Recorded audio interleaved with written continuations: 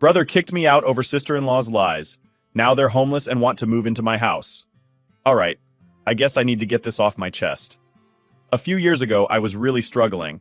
I had just finished college, had a not-so-great job, and honestly, life wasn't looking too good for me. My older brother, Tom, who's 9 years older than me, offered me a place to stay with him and his wife, Karen. At the time, I was super grateful. I mean, who wouldn't be? Rent was ridiculously high, and I wasn't making enough to even consider living on my own. Tom had this nice house with a spare room, and he told me I could stay there as long as I needed until I got back on my feet. It felt like a lifeline. So I moved in with them. It wasn't a permanent solution, but I was trying to get myself together, you know? I didn't want to be a burden or anything, so I made sure I helped out around the house as much as possible. I did the cooking, cleaning, ran errands, all that stuff. I wasn't contributing much financially at first because I could barely afford my own groceries, but I pitched in whenever I could.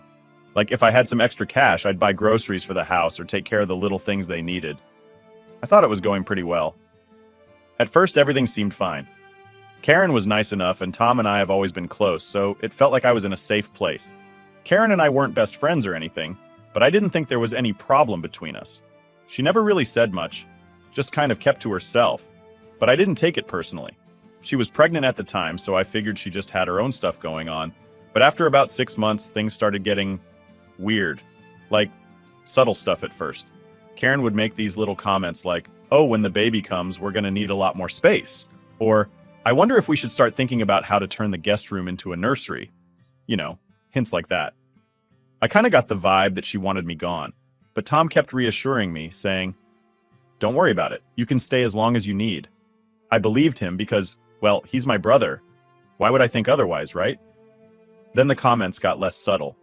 Karen started complaining more openly, saying things like, "It's going to be really hard having a newborn and a third person in the house." I wasn't trying to overstay my welcome, but at the same time, I didn't have anywhere else to go just yet. I had finally gotten a decent job by this point, but it wasn't like I had enough saved up to just pack my bags and leave right away. One day things really started to shift. I remember it clear as day. Karen was sitting in the living room, and I was in the kitchen cleaning up after dinner. Tom wasn't home yet, and Karen just starts talking to me out of nowhere. She tells me that she's uncomfortable with me living there, that it's affecting her peace of mind, and how she doesn't feel safe with some of the people I hang out with. I was like, what people? Because I barely went out, and when I did, it was usually with coworkers or old friends from college. Karen goes, "You know, I heard from Tom that some of your friends are involved in stuff like drugs, and I don't want that around my baby." I couldn't believe what I was hearing. I'm not even close to anyone involved in that kind of crap, and I told her that. But she just shrugged like she knew something I didn't. I remember feeling like my stomach dropped because it was so out of left field, but I figured she was just stressed out with the pregnancy and all. I tried to brush it off, but things didn't stop there. After that conversation, Karen got colder.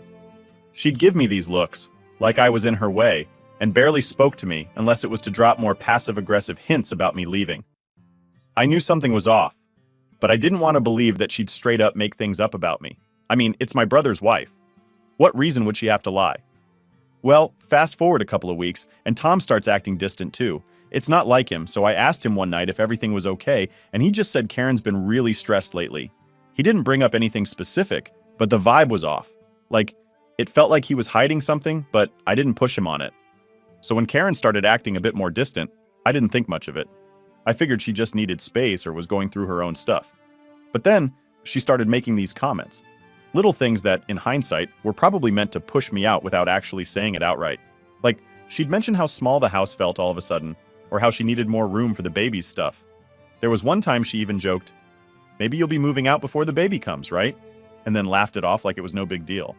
I remember laughing with her, but deep down I was like, wait, is she serious? It wasn't just the comments, though. She started avoiding me more. If I was in the living room, she'd go upstairs or into another room. I'd try to make conversation, ask her about the pregnancy, if she needed anything, and she'd just brush me off. I was starting to feel like a ghost in the house. The weird part was that Tom never seemed to notice. He was so wrapped up in the baby stuff, planning for the future, that he didn't see what was happening right in front of him. And then there was the day Karen dropped the bomb about me supposedly flirting with her. I still can't wrap my head around it. It was a regular Tuesday. Tom was at work and I had the day off, so I figured I'd do some cleaning around the house. You know, help out since I was staying there for free. Karen was sitting in the living room just scrolling through her phone, not really paying attention to anything. I was in the kitchen wiping down the counters when she suddenly called out, "Can I talk to you for a second?" I walked over thinking she needed help with something, but the look on her face was just weird. She didn't seem upset, but there was something off about her expression, like she was about to drop some serious news on me. "So, she started fiddling with her phone. "I've noticed that I don't know how to say this, but you've been acting kinda flirty with me." I literally froze. I didn't even know what to say at first because it was so out of left field. Like what? Me? Flirting? With her? I laughed, thinking she was joking. "Wait, what? Flirty? With you? That's crazy, Karen." But she wasn't laughing. She just stared at me, dead serious. "No, I'm not kidding. Tom mentioned it to me too. He said he noticed it a while back." That's when the pit in my stomach dropped. Tom noticed it? What the hell was she even talking about? I had never, and I mean never, thought of Karen that way. She was my brother's wife, for crying out loud. The idea of flirting with her was insane. "Karen, I don't know what you're talking about," I said, trying to stay calm. I wouldn't. That's not..." But she cut me off. "Look, I'm just telling you what I feel. And honestly, it's making me uncomfortable. I don't think it's a good idea for you to be here anymore, especially with the baby coming." I felt like the room was spinning. I didn't know how to respond. How do you defend yourself against something that never even happened? I wanted to scream, but I just stood there, completely blindsided. "Tom said that?" I finally managed to ask. She nodded, but something about the way she did it felt off. Like she wasn't telling the whole story, but I didn't know what part of it was missing. The rest of that conversation is kind of a blur. Karen kept talking about how it's not personal and it's just for the safety of the family, but all I heard was that she wanted me gone. The whole flirting thing was complete BS, but I didn't know how to prove it. And the fact that she claimed Tom noticed it too? That hurt the most. My own brother thought I was hitting on his wife. It didn't make any sense. After that day, things got real tense in the house. Karen stopped talking to me altogether, and Tom acted like everything was fine, but I knew he knew something was up. I tried to talk to him about it one night, but he just brushed me off, saying, "Karen's been really stressed with the pregnancy. Don't take it personally." Don't take it personally? How could I not take it personally when his wife was accusing me of something so ridiculous? It got worse when Karen started telling Tom that I was involved with bad people. She told him that some of my friends were into drugs, and that she didn't feel comfortable having me around the baby if I was bringing that kind of influence into their home. I barely even had friends over. I didn't have a social life because I was working and saving up to move out. But somehow, Karen had convinced Tom that I was hanging out with sketchy people. I don't know if Tom actually believed her, or if he just didn't want to deal with the drama, but he started acting weird around me too. He'd come home from work and barely say a word to me, like I wasn't even there. It was obvious Karen had gotten into his head, but every time I tried to bring it up, he'd shut me down. "Just give Karen some space," he'd say. "She's going through a lot right now." It didn't matter what I said. Karen had already made up her mind, and she was doing everything she could to push me out. And the worst part? She was using my brother to do it. It was like watching someone build a case against you for something you didn't even do, and you're just standing there, powerless to stop it. By this point, I knew I couldn't stay there much longer. I was already looking for apartments, but with the rent prices, it wasn't easy. I didn't have a lot of options, and the last thing I wanted was to end up on the streets. I was trying so hard to be patient, to not rock the boat, but deep down I knew it was only a matter of time before Karen made her final move. And when she did, I wasn't sure if Tom would have my back or if he'd side with her. So it finally happened. I knew it was coming, but when it did, it still hit me like a ton of bricks. Karen had been building up to this for weeks, and I guess I was just holding on to hope that Tom would step in and tell her to cut the crap. But yeah, that didn't happen. I had just gotten home from work, another long day at my new job, and all I wanted to do was relax for a bit. I walked in the door and everything seemed quiet. Too quiet, actually. The kind of quiet that makes you feel like something's off, but you can't put your finger on it right away. I headed towards my room, and that's when I saw it. All my stuff. My clothes, books, random belongings, packed up in boxes and bags, just sitting there in the hallway like trash waiting to be taken out. I stopped in my tracks.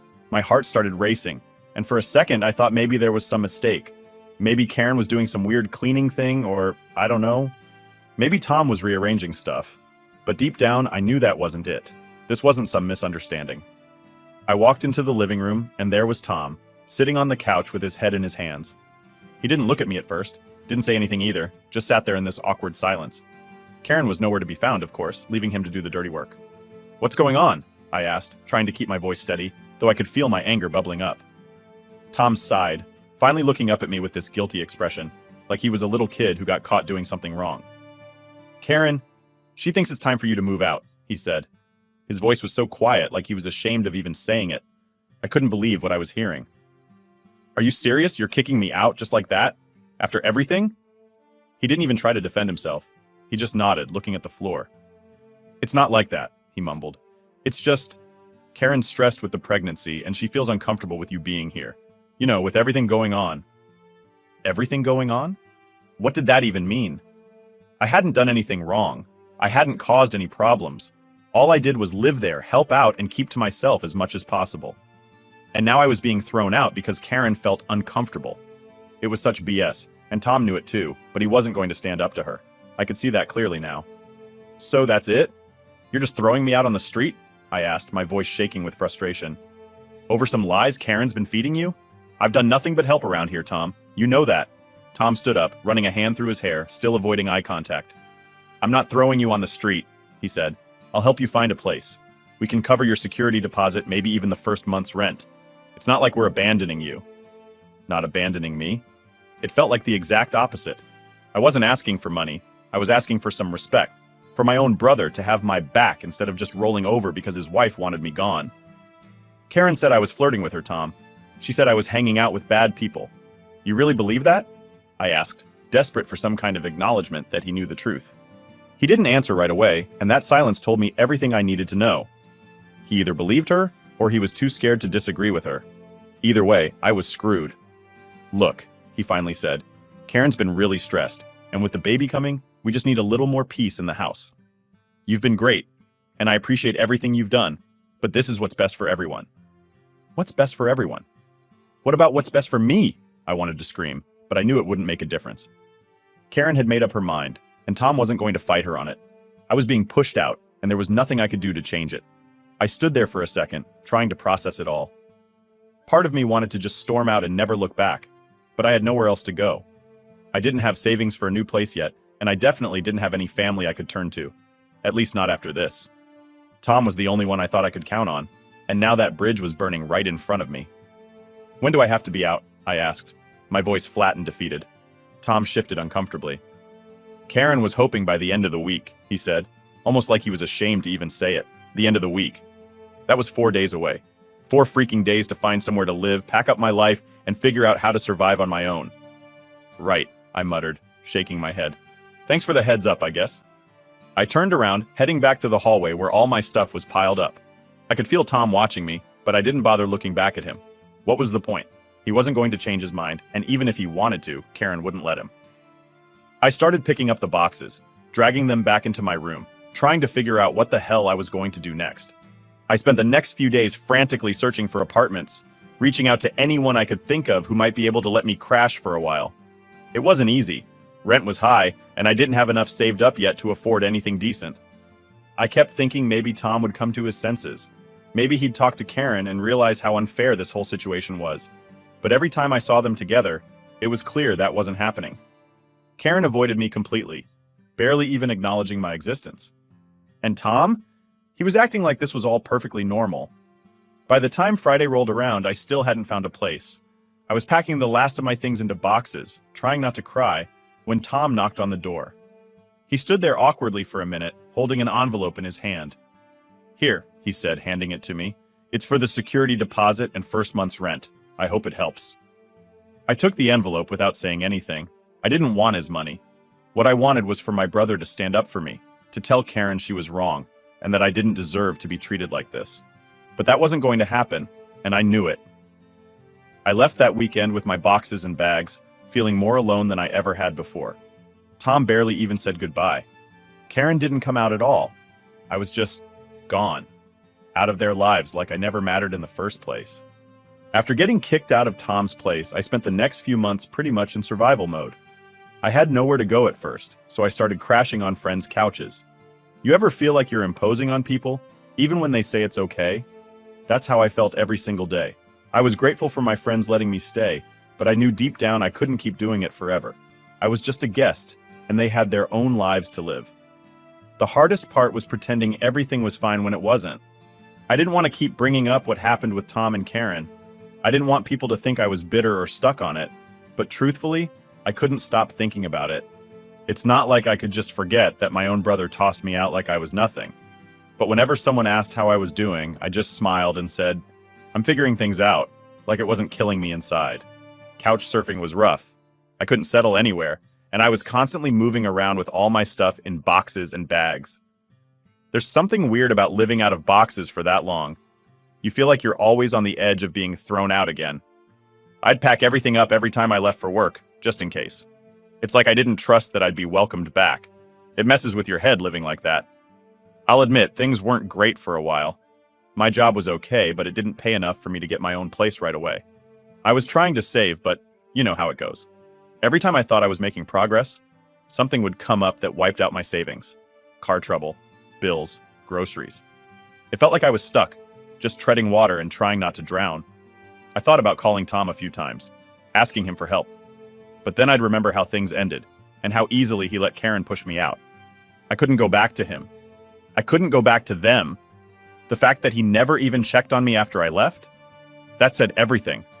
I wasn't important to him anymore. I was just another problem Karen solved. It's funny though. You'd think getting thrown out by my own family would have broken me, but somehow it just made me more determined. I decided I wasn't going to rely on anyone else anymore. I was done with people letting me down. Done with feeling like I owed anyone for a roof over my head. If I was going to get back on my feet, I was going to do it myself. So I started working harder, picking up extra hours at my job whenever I could. I cut back on everything. No new clothes, no going out, nothing that wasn't necessary. It was tough, but after a few months, I had enough saved up to finally get my own place. It wasn't anything fancy. Just a small one-room studio apartment on the edge of town, but it was mine. No more bouncing from place to place. No more relying on anyone else. I finally had a place to call my own, and it felt like a weight had been lifted off my shoulders. I remember the first night in my new apartment. I didn't have much, just a mattress on the floor and a couple of boxes of stuff, but it felt like freedom. It was quiet, and for the first time in what felt like forever, I didn't have to worry about being kicked out. I didn't have to walk on eggshells or tiptoe around anyone's moods. It was just me, and that was enough. Even though I was proud of myself for getting back on my feet, it didn't take away the hurt. I still thought about Tom and Karen all the time. I thought about how easily they tossed me out when they didn't need me anymore. How Karen's lies about me flirting with her and hanging out with sketchy people were enough to convince Tom to kick me out without even giving me a chance to defend myself. It still stung, even if I was doing better. What made it worse was that no one in my family reached out. Not my parents, not my other siblings. It was like I didn't exist anymore. I guess Tom told everyone his side of the story, and I wasn't part of the picture they cared about. My parents always had this thing about keeping the peace. And I'm sure they thought it was easier to let Tom and Karen do whatever they wanted rather than confront them about what happened. But it still hurt, you know? It felt like I'd been erased from their lives, just like that. I focused on moving forward, though. I didn't have time to sit around feeling sorry for myself. I had bills to pay, and the rent wasn't going to take care of itself. So I kept working, kept grinding, and slowly, things started looking up. I got a promotion at work that helped with my finances. I started decorating my little apartment, making it feel like home. It wasn't perfect, but it was mine, and I was proud of how far I'd come. One thing I learned during all this was that you can't depend on anyone else to fix your life. No one's coming to save you, and the people you think will always have your back might be the ones who push you down the hardest. It's a tough pill to swallow, but it's the truth. You've got to look out for yourself, because when it all comes crashing down, the only person you can count on is you. Still, despite everything, there was a part of me that wished things had gone differently with Tom. I missed having a brother. I missed the way things used to be before Karen came into the picture and flipped everything upside down. But I knew I couldn't go back to that. I couldn't forget how they treated me, and I wasn't going to let them back into my life after what they did. They made their choice, and I had to live with mine. I hadn't spoken to Tom in almost a year by the time I felt like I was back on my feet. Every now and then, I'd get a text from him or Karen asking how I was doing or checking in, but I never responded. I couldn't. Not after what they put me through. I figured they'd moved on, too. They had their baby by now, and I'm sure their life was just fine without me in it. But deep down, I knew something wasn't right. You don't just treat family like that and expect everything to be okay. I didn't know it at the time, but that whole situation was going to come back around eventually. And when it did, it was going to change everything. It had been about a year since I got my own place and went completely no contact with Tom and Karen. I'd done everything I could to put them behind me, but it's not like you can just erase family from your mind. Every now and then, I'd think about reaching out, but then I'd remember how they tossed me out like I was nothing. The thought of Tom believing Karen's lies still made me sick. Then, one day I got a call. I was sitting at my desk, half listening to a podcast when my phone started ringing. I glanced at the screen, and to my surprise, it was Tom. We hadn't spoken in almost a year, so seeing his name pop up gave me a weird feeling. Part of me wanted to ignore it, let it go to voicemail, but something told me to pick up. So I did. "Hello?" I answered, trying to sound neutral, not wanting to show any emotion. There was a pause on the other end, and then Tom's voice came through, sounding different. He didn't sound like the confident, put-together older brother I used to know. He sounded desperate. "Hey," he said, "it's me." Yeah, I knew it was him. "What's up?" I replied, not wanting to make this easy for him. Tom hesitated, then sighed. "Look, I'm just going to cut to the chase. We need help. Karen and we're losing the house. The business went under, and we're getting evicted. We've got nowhere else to go." I could feel my heart rate pick up. I hadn't heard from Tom in over a year, and now he was calling because he needed something? After everything they put me through? It was almost laughable. Part of me wanted to hang up right then and there, let them figure it out on their own. But the other part of me, well, it was complicated. "So, what do you want from me?" I asked, trying to keep my voice steady. "We were hoping—" He paused, like he didn't even believe what he was about to say. "We were hoping you'd let us stay with you, just for a few months, until we get back on our feet." I couldn't believe what I was hearing. My mind raced back to that day, coming home to find all my stuff packed in the hallway. The way Tom just stood there while Karen lied about me flirting with her. And now they wanted to stay with me? In my apartment? I let out a short laugh, more out of disbelief than anything. "You've got to be kidding me," I said. "I know how it sounds," Tom replied quickly, like he knew how ridiculous it was. "But we've got 2 kids now. We don't have anywhere else to go. Please, we wouldn't ask if it wasn't an emergency." An emergency? So now I was supposed to forget everything and help them because they were in trouble. Where was that energy when I needed a place to stay? When Karen was throwing me out over lies and Tom just stood by and let it happen? "Tom, I don't know what to tell you," I said, keeping my voice steady. "You kicked me out when I needed help. Remember that? You and Karen didn't care then. Why should I care now?" There was a long silence on the other end of the phone, and for a moment I thought he might hang up. But then he spoke again, and this time his voice was softer, like he was finally starting to get it. "I know," he said. "I know we screwed up. Karen, she was wrong. I was wrong for not standing up for you. I should have never let that happen. I should have had your back." Hearing him admit that gave me a weird mix of satisfaction and anger. It was the apology I had been waiting for, but it also felt too late. Like it didn't matter anymore. The damage was already done. What good was an apology now after all this time? "I needed you, Tom," I said, my voice starting to crack. "I needed my brother, and you let her lie about me. You let her make me out to be some kind of freak like I was flirting with her. You believed her over me." "I know," he whispered. "I'm sorry, I really am. But right now, we're desperate. We don't have anyone else to turn to. I'm asking you, as your brother, please, can we stay with you?" I sat there, the phone pressed to my ear, trying to figure out what to say. A part of me wanted to tell him to shove it, to let him deal with the consequences of his choices. But another part of me, maybe the part that still cared about family, despite everything, was torn. I'd been through hell when they kicked me out. But did that mean I had to kick them when they were down too? Was it my responsibility to be the bigger person here? "I need some time to think about it," I finally said, my voice tight. "I understand," Tom replied, sounding relieved that I hadn't slammed the door in his face just yet. "Take as much time as you need. I'm really sorry for everything, and I hope you can find it in your heart to forgive me." After we hung up, I just sat there for a while, staring at my phone. Part of me wanted to laugh at the irony of the situation. They threw me out without a second thought, and now they were begging me for a place to stay. It felt like some kind of twisted karmic joke. But the truth was, I didn't know what to do. I didn't want to be that person who holds grudges forever, but at the same time, I didn't want to be walked all over again. If I let them stay, would it just be another situation where they take advantage of me? Or would this be the moment where we all finally grew up and moved past what happened? I thought about it for days. My phone kept buzzing with texts from Tom, reminding me that they didn't have much time left before they had to move out of their house.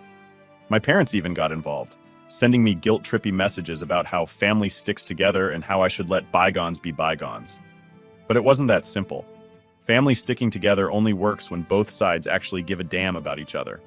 And for a long time, it felt like I was the only one who cared. Update 1. I sat with the phone in my hand, staring at it like it was going to give me some kind of magical answer. After days of thinking about it, I had finally called Tom back. He didn't pick up right away, so I left him a message telling him I had made my decision, and that he could call me back whenever he got the chance. Part of me felt like a huge weight had been lifted, but the other part was just anxious. Like, whatever was going to happen next would either be a huge mess or something that changed everything between us for good. I wasn't sure which way it was going to go, but I had to stick with my choice. About an hour later, Tom called me back. His voice sounded tense, like he had been holding his breath since I left the message. "So, what's your decision?" he asked, not even bothering with small talk. I took a deep breath. "Look, Tom, I thought about it a lot," I started, trying to keep calm, even though I felt like my heart was going to pound out of my chest. "And I can't let you and Karen stay with me." There was silence on the other end, like he wasn't sure he heard me right. "Wait, what? You're serious?" he finally said, sounding more shocked than angry. "After everything, you're really going to turn us away?" "After everything?" I shot back, feeling my voice get sharper. "You mean after you kicked me out of your house with no warning, based on lies Karen made up? You threw me out, Tom. I had nowhere to go. So, yeah, I'm serious." I could hear him breathing on the other end, like he was trying to figure out how to respond without blowing up. "I told you I was sorry for that. We were under a lot of stress. Karen was pregnant and things were just complicated." "Complicated?" I repeated, my frustration boiling over. "You believed lies about me flirting with your wife and hanging out with drug dealers? You didn't even give me a chance to defend myself. And now, because things are bad for you, I'm supposed to just forget about all that?" "I'm not asking you to forget," Tom said, his voice more desperate now. "I'm asking you to help us. We've got kids now. This isn't just about me or Karen. We're your family." I felt a pang of guilt at that, but I wasn't going to back down, not after everything I'd been through. "Family? You weren't thinking about family when you threw me out. You weren't thinking about family when you let Karen lie about me. I had to figure it out on my own, Tom. Now it's your turn." There was another long pause. I could hear the frustration in his breathing again, but this time he didn't argue. He knew I was right. "Look," I continued, softening my tone just a little, "I'm not saying I don't care, but I can't let you stay with me. I've worked hard to rebuild my life, and I'm finally in a good place. I can't let you and Karen come in and mess that up again. You understand that, right?" "Yeah," Tom muttered. "I get it." It wasn't the answer he wanted, but I wasn't going to budge. I wasn't about to let him guilt-trip me into giving in. I'd come too far for that. "I'll help in other ways," I offered, feeling like I had to throw him something. "I'll help you find resources or places you can stay. But my home? That's off limits." There was a long silence on the other end, and for a second I thought Tom had hung up. But then he sighed, long and deep, like he was finally accepting it. "Okay," he said, his voice quieter now. "I understand. I'm not happy about it, but I understand." I let out a breath I didn't even realize I was holding. It wasn't easy telling my own brother no, but I had to protect myself first. If I let him and Karen back into my life like that, I knew things would just end up the same as before, and I couldn't handle that again. "I really do hope things get better for you guys," I said, trying to end the conversation on a less tense note. "I'm sorry things are so hard right now." "Yeah, me too," Tom muttered. "Thanks for whatever help you can give." We said our awkward goodbyes, and that was that. I hung up the phone and just sat there for a minute, processing everything. I had said no. For once in my life, I had stood up for myself against my own family, and it felt weird. Part of me was proud, but another part was sad. I didn't like the idea of being estranged from Tom forever, but I knew this was the right thing to do. I had to draw the line somewhere. Over the next few days, I kept thinking about that conversation, replaying it in my head. I wasn't sure if Tom was mad at me, or if he really understood where I was coming from. But I knew one thing for sure. I wasn't going to let myself be guilted into something I wasn't comfortable with. My parents, of course, found out about the whole thing and tried to jump in with their family sticks together routine. They couldn't believe I said no, even after I explained everything that had happened with Tom and Karen. It's like they just didn't want to see the bigger picture. You should have helped them, my mom told me during one of our phone calls. They're struggling, and you've always been the one to help. This isn't like you. That last part stung a bit. Maybe it wasn't like me, but maybe that was the point. I'd always been the one to bend over backward for family, no matter how they treated me. But that's exactly why I had to say no this time. I wasn't the same person I was before. I had grown, learned to set boundaries, and this was one of them. I'm sorry, Mom, I said, trying to stay calm.